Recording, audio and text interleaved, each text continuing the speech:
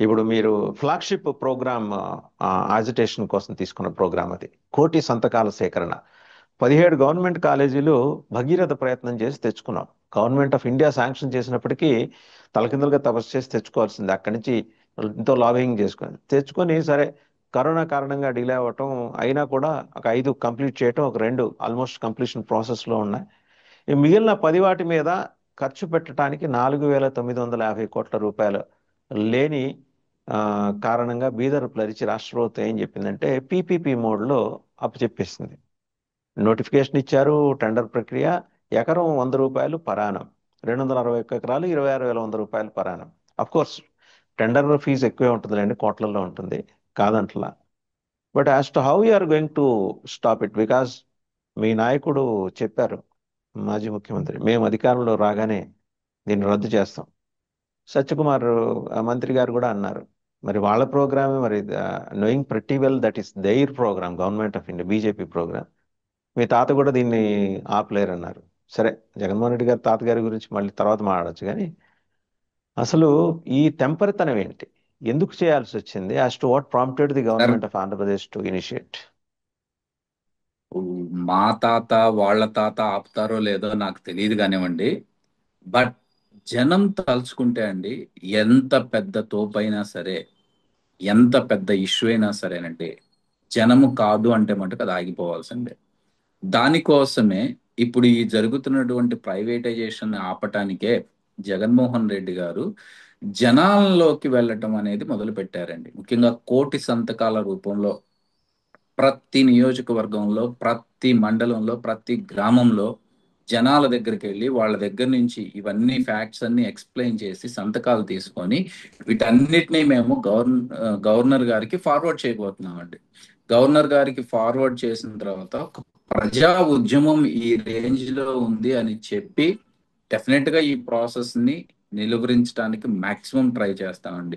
కాదు, కూడదు అని మొండు పట్టుదలతో వెళ్ళారనుకోండి, జగన్మోహన్ రెడ్డి గారు ఆల్రెడీ చెప్పారు, 6 100 అయినా 100 6 అయినా సరే, వన్స్ మేము గవర్నమెంట్ లోకి వచ్చిన తర్వాత ఎవరెవరైతే ఈ ప్రైవేట్ ఈ పిపిపి మోడల్లోకి ఈ దీనికి వచ్చారో అన్ని క్యాన్సిల్ చేసి మళ్ళీ వాటిని తిరిగి గవర్నమెంట్ సెక్టర్ లోకి తీసుకుంటాము అనేది స్ట్రిక్ట్ గా చెప్పేసేసారు.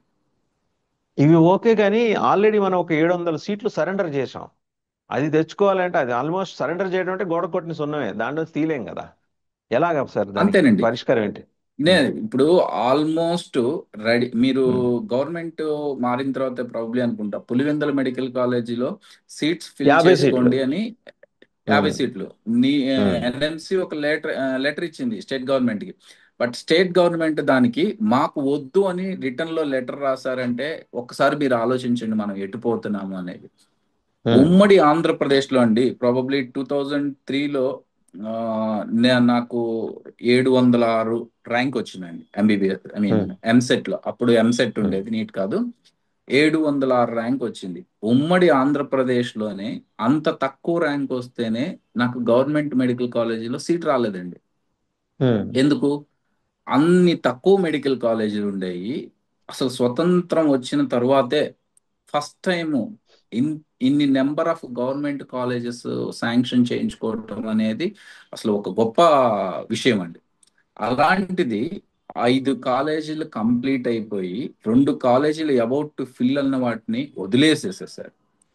ఇంకొక గుడ్ థింగ్ ఏంటంటే అండి, ఆ రోజు జగన్మోహన్ రెడ్డి గారు చాలా దూరదృష్టితో ఆలోచించి ఈ కాలేజీల్ని మనం ఉన్నా లేకపోయినా వాటంతట అవే నడవాలి, వాటి ద్వారా వేరే కాలేజీలు కూడా డెవలప్ అవ్వాలి అనే ఒక ఆ, ఆలోచనతో సెల్ఫ్ ఫైనాన్సింగ్ సిస్టమ్ అనేది ఒకటి తీసుకొచ్చారండి. అంటే ఏంటంటే గవర్నమెంట్ కాలేజీలు అయినా కానీ 50% absolutely free seats for medical students.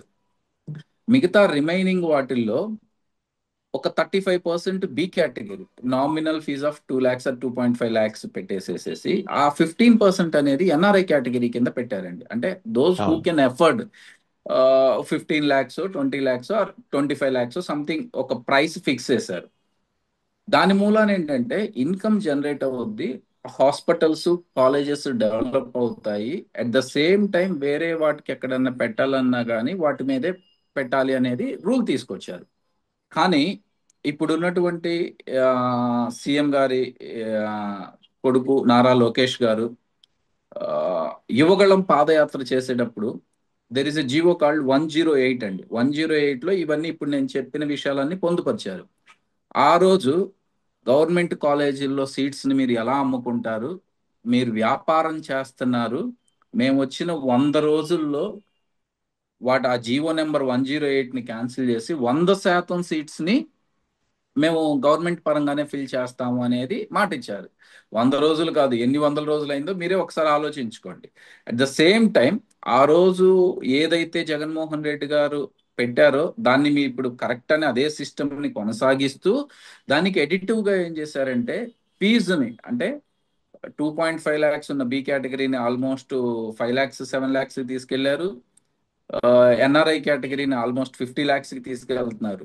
ఏంటి అంటే మీరు ఆ రోజేమో ప్రతిపక్షంలో ఉన్నప్పుడేమో మీరు చేసేది కరెక్ట్, బట్ ఉమ్, ఈ రోజు వన్స్ మీరు పాలక పక్షంలోకి వచ్చిన తర్వాత దాన్నే కంటిన్యూ చేస్తూ ఇంకా పెంచుతున్నారే కానీ ప్రజలకు ఏం ఉపయోగపడేది చేయట్లేదు కదా.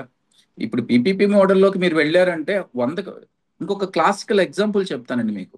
అపోలో హాస్పిటల్స్ హైదరాబాద్ లో ఉంది కదా, అది ఉమ్, ఫస్ట్ శాంక్షన్ చేసినప్పుడు అండి that was made in PPP model.